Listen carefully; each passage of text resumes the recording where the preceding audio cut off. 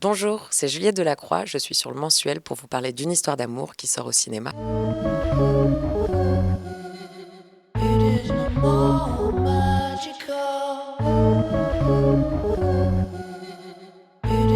Le théâtre, c'est vrai que en termes de décor, tu n'as pas des possibilités infinies.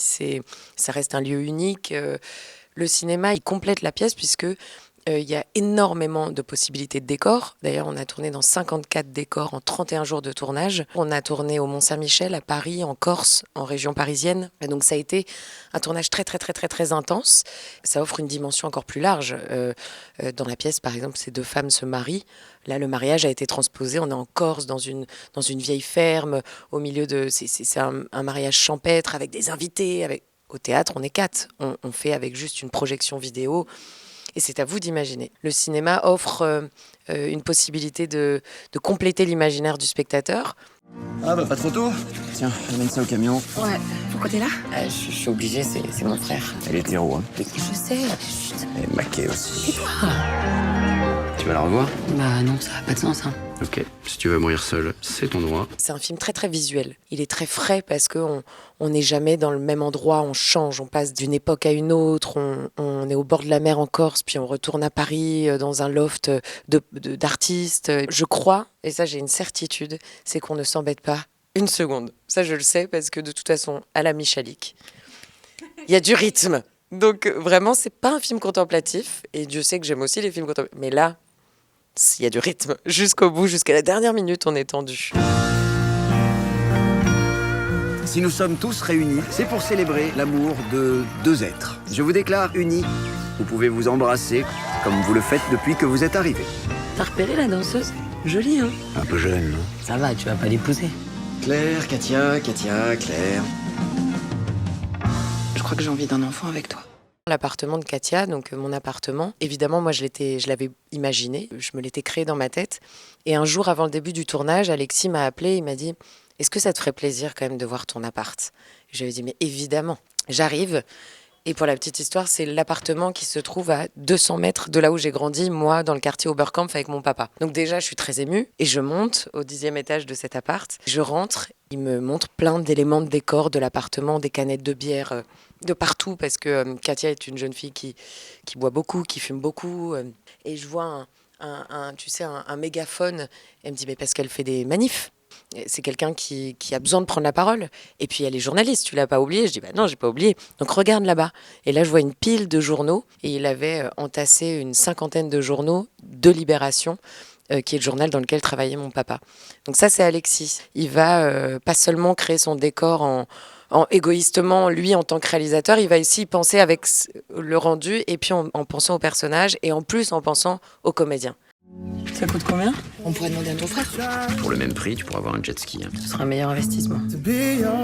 J'ai peur d'être une mauvaise mère. Parce que j'ai mon père en moi et c'était pas un super papa.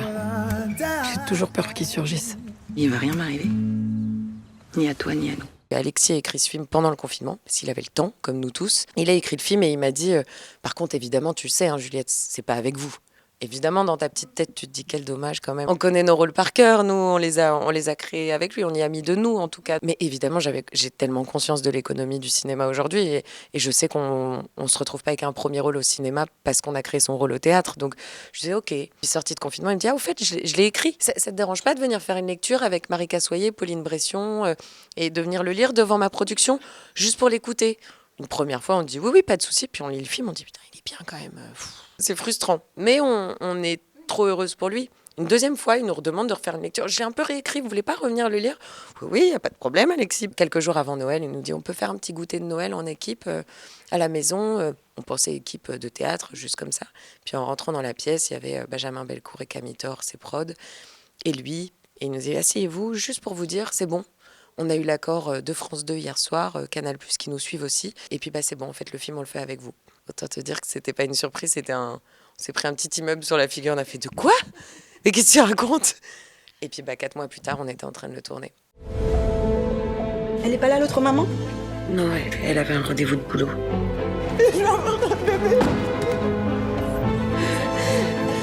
Maman, tu me fais un peu mal. Je suis tellement fière de toi. Votre cancer est revenu. William, j'ai besoin que tu t'occupes de Jeanne. Tu m'as bien regardé, je suis incapable de me faire une omelette. Tu sais, c'est compliqué l'amour. Pourquoi? Bah parce que tu lis des livres, non? C'est un peu le sujet principal de la littérature. Il y a des moments quand tu découvres le film, tu te dis ouf, ah oui, c'est dur. Mais juste après, ça c'est la force de l'écriture d'Alexis, paf, il te met un rire, il désamorce. Donc c'est un mélodrame. Pour moi, c'est vraiment un mélodrame, mais avec vraiment des zones de rire, parce qu'on sait qu'on rit aussi dans le drame et que c'est ce qui sauve. Et ce film, je trouve qu'il est fort là-dessus, c'est qu'on arrive à rire alors que c'est vraiment triste ce qui est en train d'arriver. Il y a des soirs où tu rentres un peu travaillé. Les scènes d'hôpitaux et tout, moi, m'ont beaucoup travaillé, mais à la fin du tournage, c'était très drôle. J'ai dit, allez, on part tous en week-end entre potes, on va décompresser. Tout le week-end, j'avais un regard comme ça.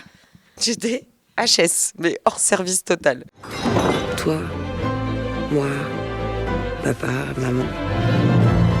Tu crois qu'on est incapable d'avoir une histoire d'amour qui dure, je veux dire?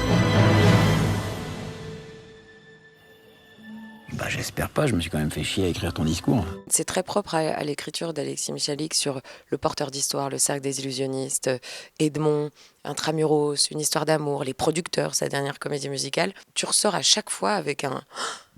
Je me suis fait prendre dans un tourbillon, dans une machine à laver, et je ressors avec quelque chose. Et ça, c'est la force de son théâtre qui est très populaire. Et il a popularisé le théâtre. Il rend les choses accessibles et c'est vrai qu'on ressort de ces pièces, en tout cas moi, j'espère le plus grand nombre, en se disant « Ah punaise, on vient de vivre un moment, on n'en reste pas indemne ». Et c'était le défi pour Alexis et pour nous tous qu'on ne ressorte pas de ce film indemne, et j'espère que c'est le cas. On en ressort avec l'envie de vivre. J'ai un copain qui est venu le voir il y a quelques jours, on l'a présenté au Max Linder à Paris, il est ressorti, il m'a dit « j'ai envie de boire une bière fraîche, de parler de la vie, de vivre, j'ai envie de vivre ». C'est curieux, parce que ça parle pas de choses très joyeuses pour autant, mais il y a de l'espoir partout.